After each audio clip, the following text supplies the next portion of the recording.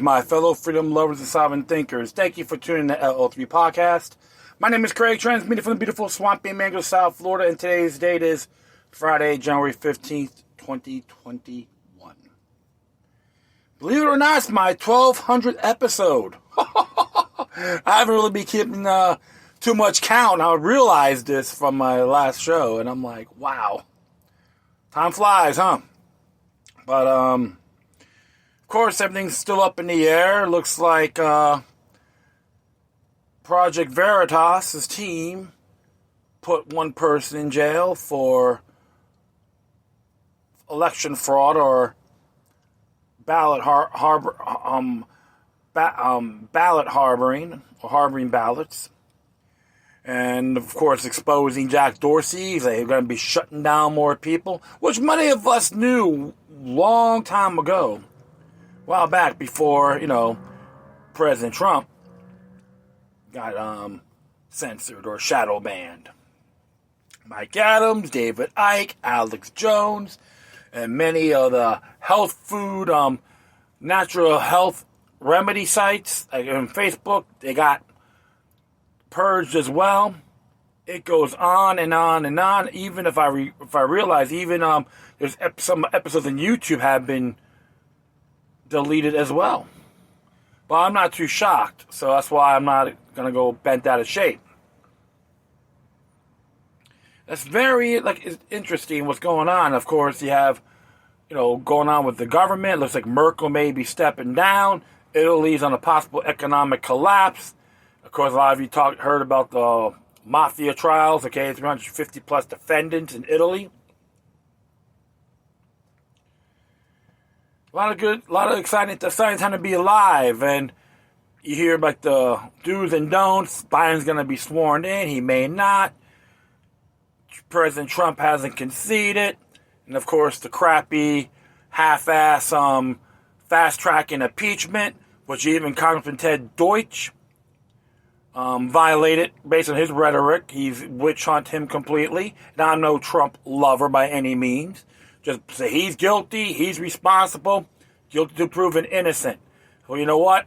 Many of these people in Congress may have violated, in good faith, Title 18, U.S. Code, Section 1001, perjury and all that. You can't do that at these meetings, okay? It's illegal. Everyone's involved in that. So I sent that to him. Explain this. Never get a response. He probably hates my guts in it, but who the hell cares? I don't even like the man because he's pro-big government, pro-censorship. Yeah, he's the one that he said that Facebook should ban Alex Jones. And some people with Ted Deutsch will say, oh, that's a good idea. Yep, Mao would be proud, right? Bunch of Maoist hacks everywhere. They can't even tie their own shoelaces, but they'll go after one person, right? You know how that goes. So, just one of those intriguing moments. Cancel culture continues. Yeah. I like that shirt, Caucasians. Like the parody of the Washington Redskins t-shirt shirt, Caucasians. I'm going to have to buy one. I think that's great, And don't worry, I'm not a white privilege guy. This is what white privilege is. Oh, hi, government. I'm a white man. Can I make love to my wife at 9 o'clock tonight? It'll be for a couple of hours. Oh, okay, thank you. Have a good day. That's what white privilege is, a white person getting permission. My rights are natural born. So, and I know I'm just digressing. Forgive me. Just one of those inspiring moods, I would say. And, of course, we got Yahoo, know-it-all, Gary Farmer Jr., Senator from Florida, has this prospering, posterity, whatever you want to call it, trying to get those semi-auto bans and parts and certificates. It's like before he changed it was a license before, now it's a certificate. See, this individual, this ding-dong, glam boy, know-it-all, he wants to get all you folks wound up. Laugh at him. Ridicule him. People like that, you don't get angry, get inspired. And one great thing about it, Florida, out of 67 counties in the great state of Florida, and 43 have Second Amendment sanctuary resolutions. So yeah, Gary Farmer's going to have a very bad day when they try to bring that to the floor. And just to let you folks know, if you read the Florida Constitution, it's like more like a refurbished version of the constitutional amendment, which he tried to throw that Senate bill very similar to that a couple of years ago on the floor. All right, nothing new under the sun. Just to let you folks know, if you live in Florida, look up Article 1, Sections 2, 1, 2, 10, and 23. His referendum is negated. That's all I gotta say on my little rant. So, hey, you gotta have fun. You gotta have fun, folks. Don't let everyone put you down. Don't get all bent out of shape, living in fear. Notification is the answer. A lot of great information out there. Utilize it. I should say everyone. Don't care what side of paradigm you're on. Left, right, paradigm doesn't mean dilly squat. Everyone remember a lot of anti-Trumpers and haters out there had a cow 4 years ago when President became elected, President-elect. Everyone was out in the streets protesting, "I hate that man!" And it's obscene, absurd. Beware of the divide and conquer mindset. Well, without further ado, I'm going to be talking a few articles here, and let's just start. Right here from the Epoch Times, and this one here: Google, Facebook on the defense after Capitol attack. This is what Zachary Stieber has to say. Google and Facebook executives were placed on defense this week as they were questioned on the role their platforms played in the January 6th breach of the U.S. Capitol. Protesters who stormed the Capitol used Google-owned YouTube and Facebook, among other platforms, before and during the storm.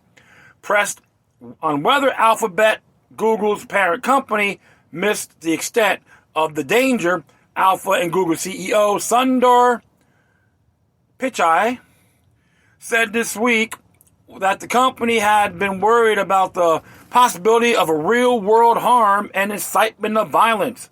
I don't want to say we clearly anticipated what happened last week, but the potential for violence was something concerning. There had been intelligence leading up to it, Pichai said during the Reuters Next, N-E-X-T, in capital letters, conference. Just like with elections 4 years ago and the potential for foreign interference, we are constantly learning from these moments, and the internet, I think, as a whole, needs to come to terms with what kind of information can spread, and is definitely more to do from all our sides, he added. YouTube removed thousands of videos for promoting theories of widespread fraud in the weeks after the 2020 election and the following Capitol breach, suspended President Donald Trump, accusing him of inciting violence.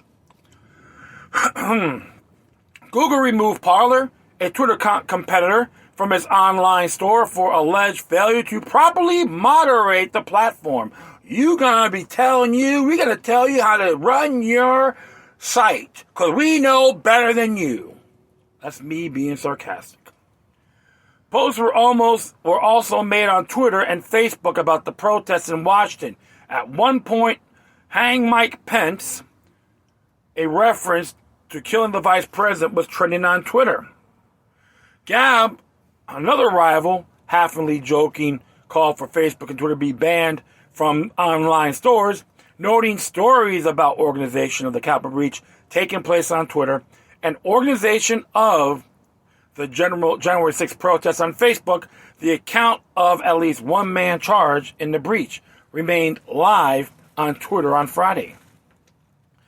Parler's CEO, John Matsy, told the Epoch Times this week that the platform was being held to a different standard than Facebook and Twitter by companies that deplatform it. He condemned people using Parler for violence and pushed back against claims that his company did not take responsibility for content posted on the site. Twitter didn't reply to a request for comment. Facebook CEO Sheryl Sandberg said in an interview broadcast during the Reuters conference that the breach was organized online but pointed blame elsewhere.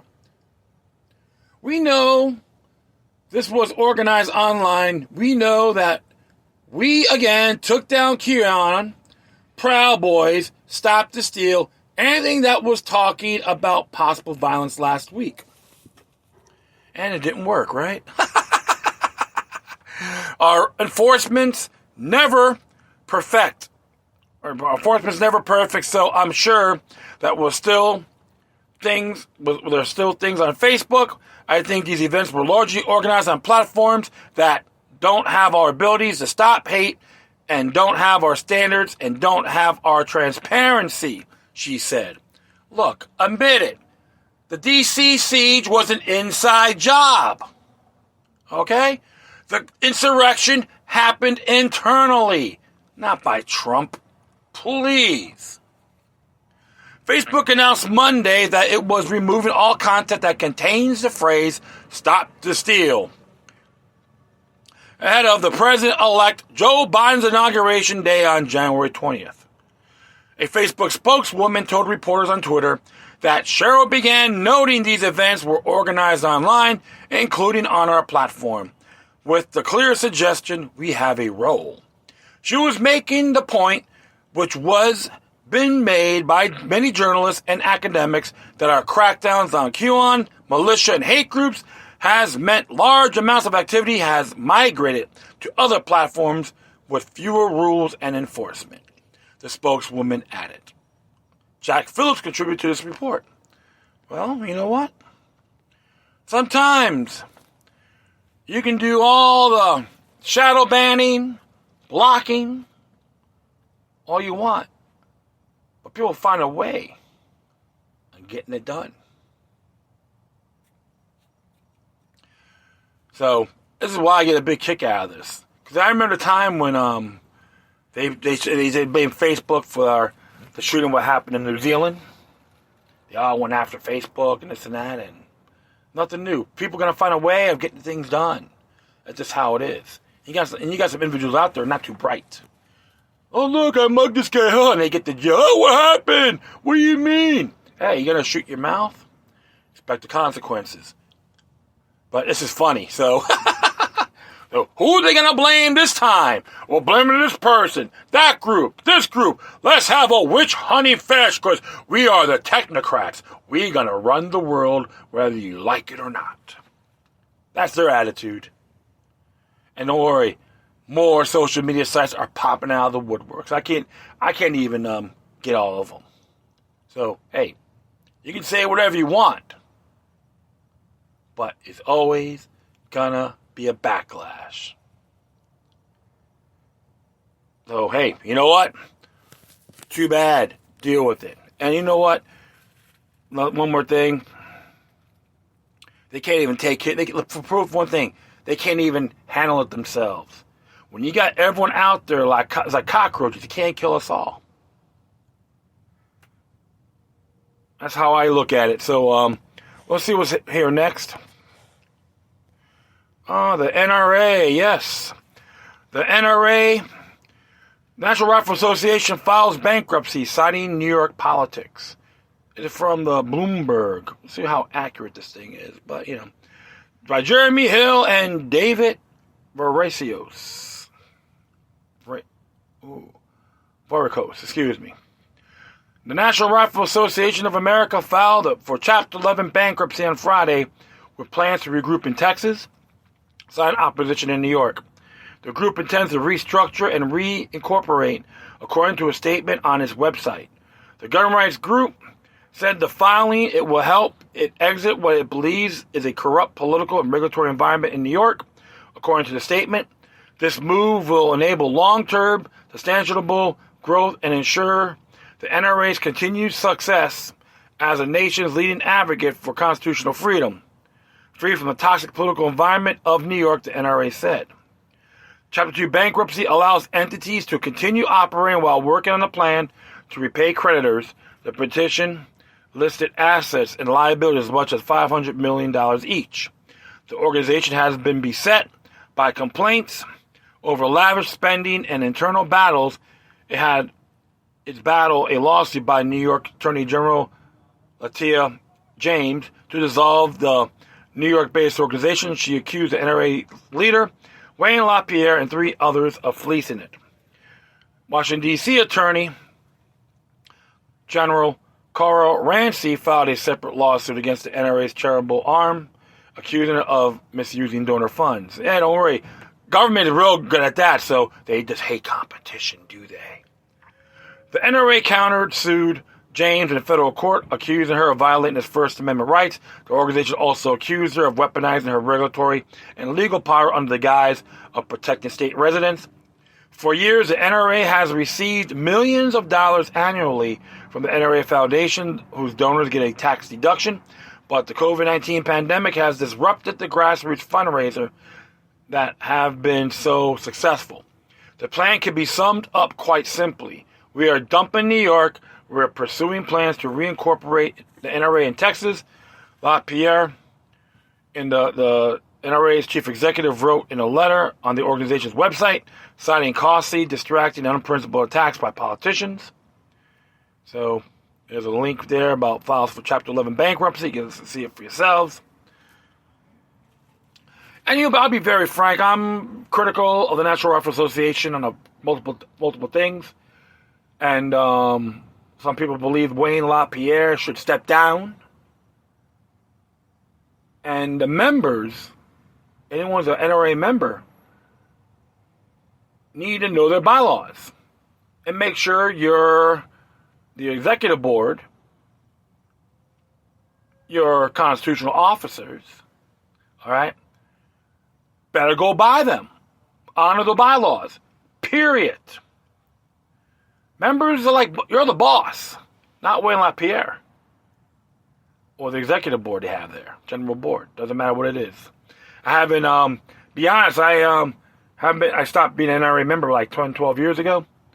So, but however, I'm not, there's a lot of differences. However, when it comes to the rank and file, I always network with them too. Because when it comes to Second Amendment, natural rights, I always throw my 2 cents in, and they grasp it, and they appreciate my input, information I share with them too. But New York, see, one thing New York needs to do, the government of New York, including Letitia, I think her Letitia, the Attorney General there, yeah, Letitia James, yeah, she needs to wipe her own rear end. Because right now, the Empire State is a cesspool. But it's okay for you not calling out Chris Cuomo, right? That's okay.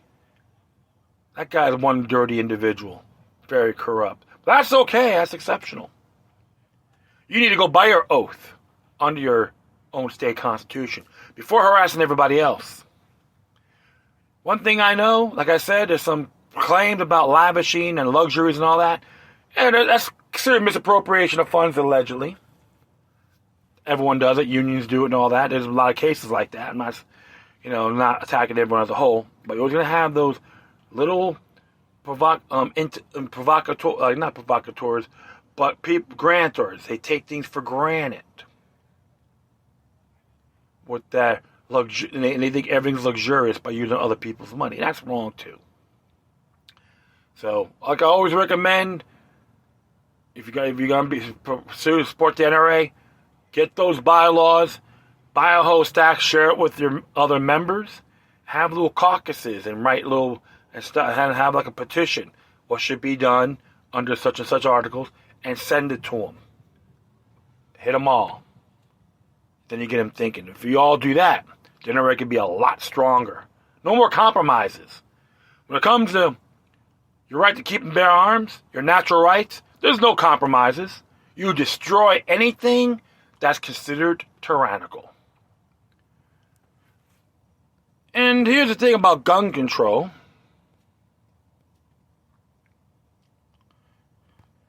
From Chris Sandhall. And this is what she wrote from chrissandhall.com, a lesson on gun control. What many citizens and legislators do not understand is that the federal government has no right to prevent any law-abiding citizen from owning or possessing any firearm.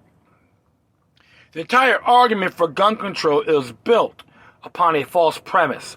The Second Amendment is not about self-defense from criminals.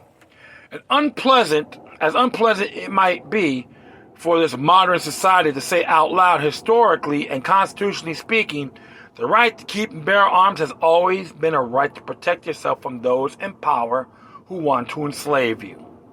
If America wants to engage in a real factual debate on the right to keep and bear arms, then it must be approached from the proper perspective. The Constitution in its history is unequivocally clear on this. Here is a little Second Amendment history lesson so we can defend our rights from becoming government-bestowed privileges. Everything we need to know was explained by our founders in the years 1787 to 1788. Lesson 1 comes from George Mason. George Mason, along with James Madison, is referred as the father of the Bill of Rights. Seems to me a good person to listen to when it comes to any portion of the Bill of Rights is someone who has referred to it as its father. Mason first explains the reason we are to bear arms, and guess what? It has nothing to do with hunting and skeet shooting or fighting muggers. 40 years ago was when the resolution of enslaving America was formed in Great Britain.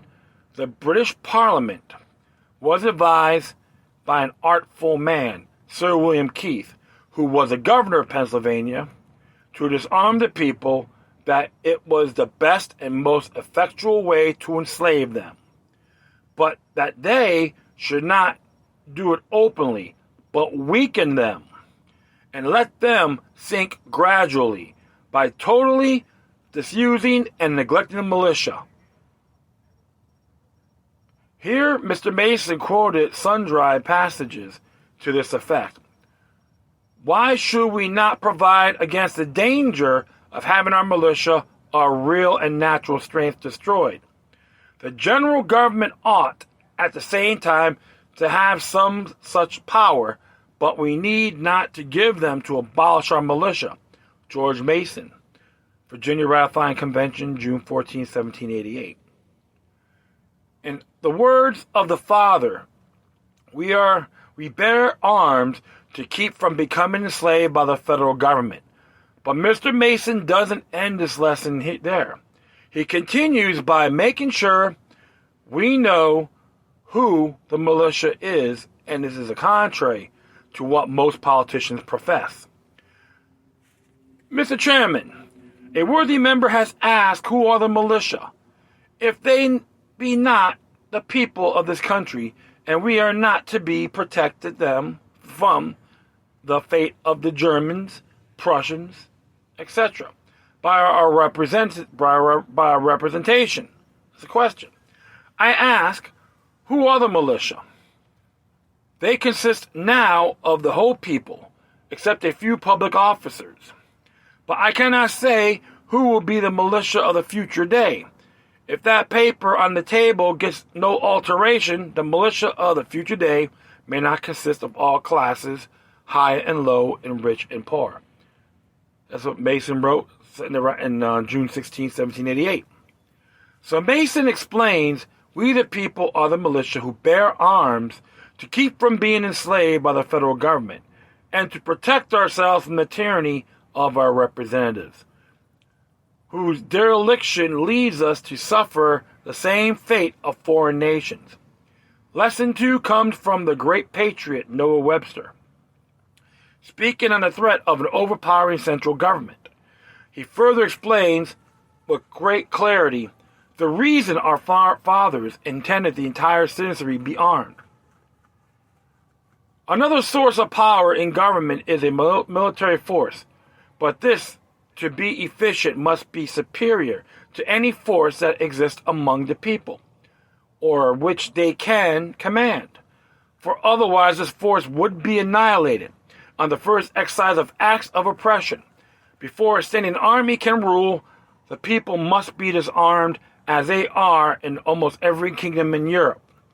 The supreme power of America cannot enforce unjust laws by the sword, because the whole body of the people are armed and constitute a force superior to any band of regular troops that can be, or any pretense raised in the United States. A military force at the command of Congress can execute no laws, but such as the people perceive to be just and constitutional. For they will possess the power, and jealousy will instantly inspire the inclination to resist the execution of a law which appears to them unjust and oppressive. That's what Noah Webster said, an examination into the leading principles of the Federal Constitution, 1787. There is no interpretation need. These instructions are written in plain English. Why do we bear arms? According to Noah Webster, to prevent rule by a standing army, to prevent Congress from executing unjust and unconstitutional laws, to prevent the federal government from becoming unjust and oppressive. The people bearing arms should be superior to any army controlled by Congress. Lesson number 3 comes from a founder referred to a presidium as a letter from a federal farmer, most likely Richard Henry Lee, written a resolution declaring independence. Mr. Lee explains, whereas to preserve liberty is essential that the whole body of the people always possess arms and be taught alike, especially when young, how to use them, nor does it follow from this that all promiscuously must go into actual service on every occasion. The mind that aims at a select militia must be influenced by a truly anti-republican principle. And when we see many men disposed to practicing upon it, wherever they can prevail, no wonder true Republicans are for carefully guarding against it. That was a letter from the Federal Farmer, number 18, on January 25th, 1788. Mr. Lee explained that it is our duty not to simply bear arms, but always bear arms. Mr. Lee is probably rolling over in his grave at the idea that we have to ask permission of the government to carry a firearm. How about the directive that we also must teach our children to bear arms? Our final lessons today come from Patrick Henry. Mr. Henry was probably one of the most passionate champions of the citizen's duty to bear arms. No one can break it down like Patrick Henry. Guard with jealous attention the public liberty. Suspect everyone who approaches that jewel. Unfortunately, nothing will preserve it but downright force. Whenever you give up that force, you are inevitably ruined. He wrote that he made that statement at the Virginia Ratified Convention on June 5th, 1788. It's the same thing on this one here. Oh, sir, we should have fine times indeed, if to punish tyrants it were only sufficient to assemble the people. Your arms, wherewith you can defend yourselves, are gone. Did you ever read any revolution in the nation brought about by the punishment of those in power, inflicted by those who had no power at all?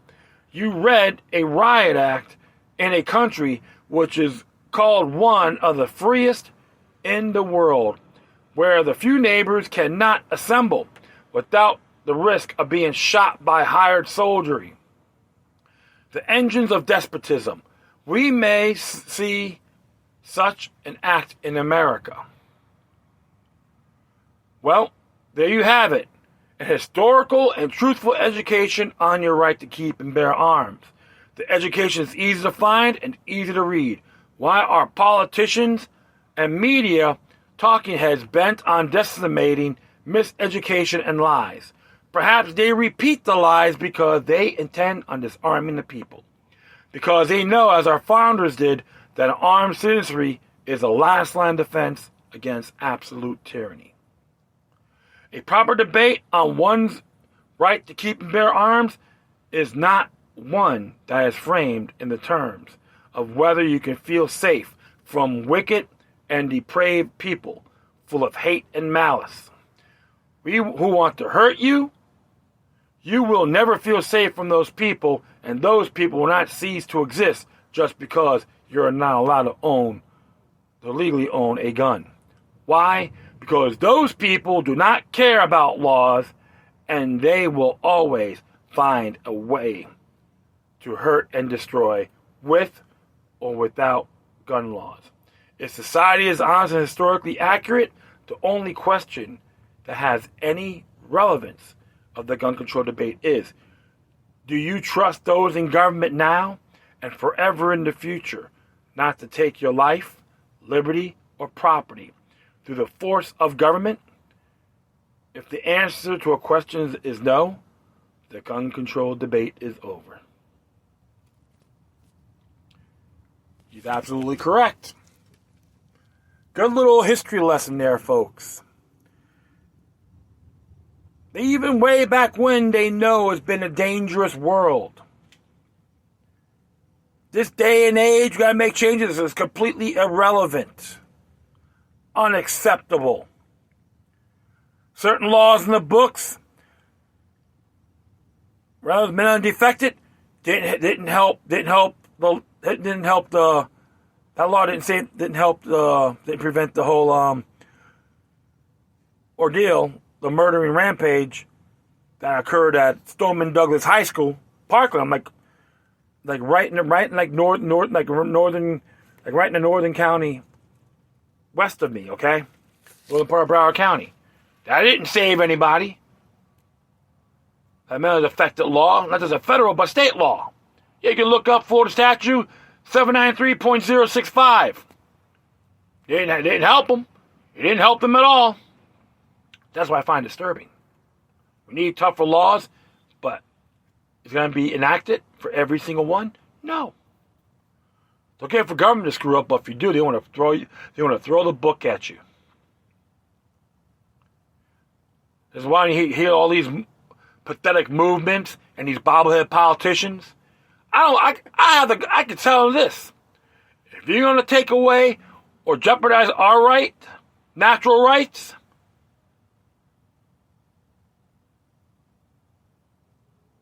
you're considered a treasonous quack.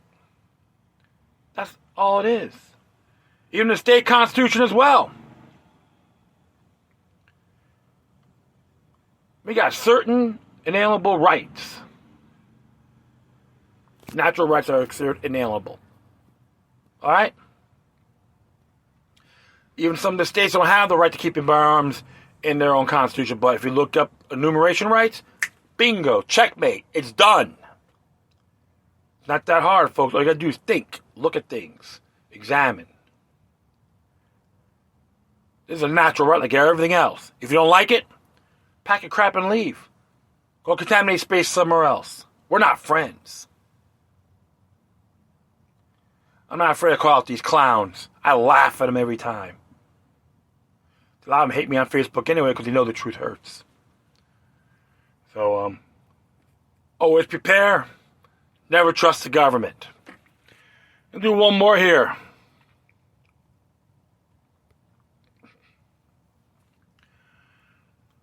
Even Chris said her husband wrote this. Anarchist Violence.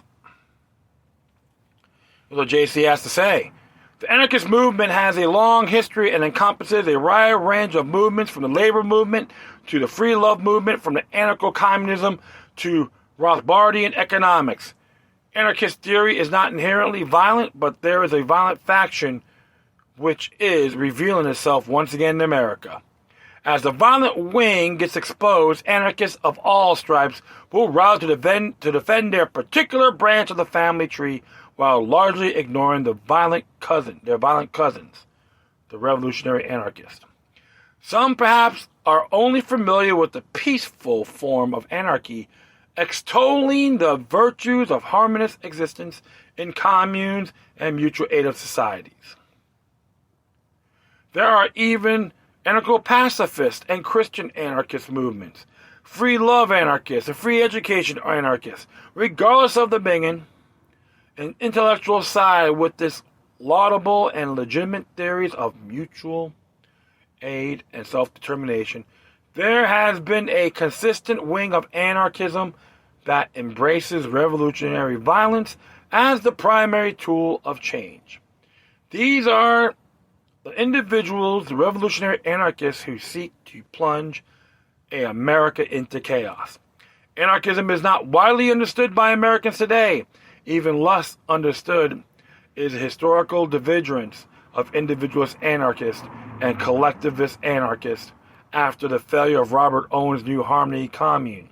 Individualist anarchist Benjamin Tucker and his followers in Boston were peaceful, yet they still regarded the state as a wholly evil, illustrated in the journal Liberty. This is a quote here. "It's an institution of force as such incapable of being reformed. To Tucker and his comrades, the political process and voting are nothing more than mechanisms for the tyranny of the majority. Thus, they consider attempts to work within this structure to be futile." Edward P. Stringham. From some, this institution of force could only be resisted by force. American history bears out the decidedly video tendencies of the collectivist anarchist movement launched from Chicago and New York City. However, we should not lose sight of the fact that there are members of both of the individuals and collective camp that believe in political violence. This fact makes the left-right dichotomy of less use in the present environment. Legacy of violence. Historically, revolutionary anarchists advocated propaganda of the deed. Political violence, including bombings and target killings of members of the ruling class for the purpose of provoking broader violence and uprisings.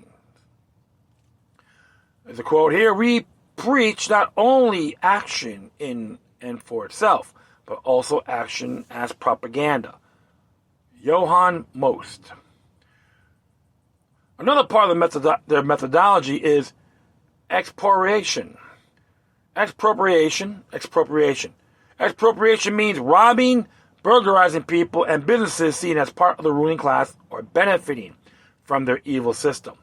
This was in full display in the summer of 2020 when anarchists looting, robbing, burning local businesses across America. Revolutionary anarchist Luigi Galini and his followers carried out assassination attempts and waves of bombings in cities across America from 1914 to 1932. When they saw as attacks on tyrants and enemies of the people, mail bombs were sent to public officials, businessmen, and law enforcement. Bombing at the home of a U.S. attorney led to the sweeping Palmer raids in 1919. Sasko and Vanzetti were famous anarchist martyrs who allegedly robbed a shoe factory as an act of expropriation. The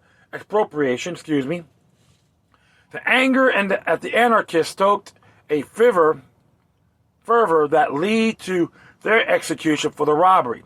Having since become anarchist progressive folk heroes, they were posthumously pardoned by Michael Dukakis. In an anarchist Haymarket Square bombing in Chicago, a labor rally against police violence, a bomb was thrown at a police officer. The incident left 7 police and 5 civilians dead. Revolutionary anarchists also carried out a notable Wall Street bombing and the assassination of President McKinley. Still going on today. In 1980, the first International Symposium of Anarchism was held in Portland, Oregon. In 1986, anarchists held the Haymarket Remembers Conference in Chicago and then actual conventions in Minneapolis, Toronto, and San Francisco. In 1989, Love and Rage Network formed in Chicago, infusing racial and other themes into a revolutionary anarchist movement. That's what they have to say. Quote here. A new wave of radicalization is spreading around the world. Federations of anarchists are being organized in the U.S., in Canada, and in other countries. The platform is current within international anarchism with its emphasis on the need for anarchists to organize themselves is having worldwide effects. In these conditions, it is not surprising that there should be an interest in the last major attempt to build an anarchist federation in North America. The Love and Rage Revolutionary Anarchist Federation, LNR, founded in 1989, it lasted to 1998, almost 10 years with branches in Mexico, Amar y Rabia, and English-speaking Canada. A history of North American anarchist group, Love and Rage. In 1998, the LNR network split primarily over their organization's statement of belief and argument of white privilege. They've been saying that again, white privilege. Okay, all you BLM folks use the term white privilege. Parrot. LNR split into two new networks. First, Fire by Night organizing committee, with deliberately choose to conceal anarchism from its name to create a new revolutionary politics, more in tune with the condition of the 21st century. It maintained offices in New York City and San Francisco. The second, the Fresh Revolutionary Anarchist Group, a federation of collectives united around firm anarchists and anti-authoritarian politics, an outlook oriented to the working classes and most oppressed, in an active building anti-racist action as an anti-authoritarian mass movement. The movement continued organizing throughout the 90s and 2000s, with numerous organizations and individuals.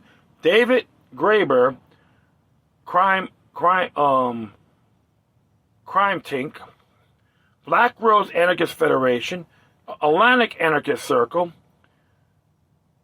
Demand Archie Newspaper Collective, Common Ground Collective, Workers Solidarity Alliance, May 1st Anarchist Alliance, Four Star Anarchist Organization, Autonomy and Solidarity, Red and Black, and Wild Rose Collective, and many others. The revolutionary anarchist movement has manifested lately in the current Antifa movement and among elements of the BLM movement, particularly its leadership. It is no coincidence that the refrain of prominent organizers during the summer was "Make America Ungovernable." This is not a Democrat or Republican movement. It is not a movement that follows a particular leader. Sadly, Americans can only perceive their world in these tribalistic terms. And this allows the revolutionary anarchists to hide behind convenient labels. Not all of these mentioned have or will engage in violence, but most of them support violence as a political tool. Not all anarchists are revolutionary anarchists. Undoubtedly, a majority of other anarchists, family, love, peace. But the revolutionary anarchists do not. And don't be misled contrary to what the name implies. The world of revolutionary anarchism is highly organized and well-funded. Revolutionary anarchism is not just an idea. It is real. It has real members, and many come armed with pipe bombs and Molotov cocktails. Well, nothing new under the sun. A lot of these folks are funded by big multinational corporations and now technocrats.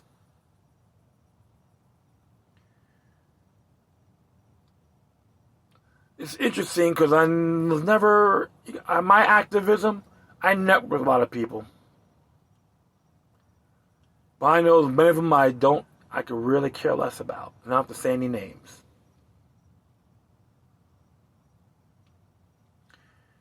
Everyone's oppressed. They all want to blame the system. Just feeding the propaganda machine like the Jim Jones syndrome. And Pol Pot, children of the Khmer Rouge. That rhetoric and practice has been going on for such a long time. This is why here we have liberty. We got to exercise it thoroughly. Means freedom and morality. Self-governed. Don't need to be in these little cliques to get my point across. That's how I like to inspire the world without anyone holding my hand.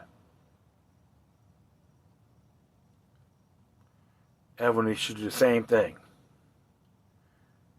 And that will be it. I'd like to thank everyone for listening. Plus, feel free to download and share us throughout your social media network. If you have any questions, comments, or said something that's interesting you want to check out, whatever you do, please send your correspondence from Decorum. Furthermore, I'll leave the footnotes of these articles on my Spreaker page. If you want to contact me, you can hit me at lookylucknumber3@gmail.com or lookylucknumbers03@protonmail.com. If you want to send in some donations, you can hit me on paypal.me or cash.app/lookylucknumber3. Support the Epoch Times. If you want to support the NRA, that'd be cool. And support Chris and JD Hall. The sites are there. You can send your donations to them as well.